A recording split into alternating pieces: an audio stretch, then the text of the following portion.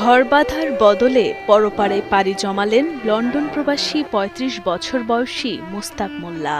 কদিন পরে যে বাড়িতে বিয়ের আলোকসজ্জায় সজ্জিত হওয়ার কথা ছিল, সেই বাড়িতেই এখন বইছে শোকের মাতম।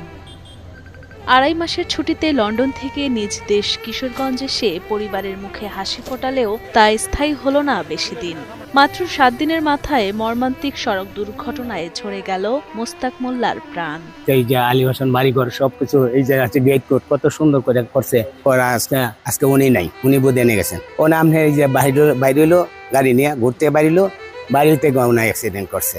৩৫ বছর বয়সী মোস্তাক মোল্লা ছিলেন কিশোরগঞ্জ সদর উপজেলার রশিদাবাদ ইউনিয়নের ভাটগাঁও গ্রামের মৃত আশরাফ উদ্দিন মেনু মোল্লার ৭ সন্তানের মধ্যে বড় সন্তান। লন্ডনে অনার্স সহ মাস্টার্স সম্পন্ন করে সেখানে রেস্টুরেন্টে ম্যানেজার পদে যোগদান করেন এবং নাগরিকত্ব পান সেখানকার। জানা যায় তার ভাইও জার্মান প্রবাসী।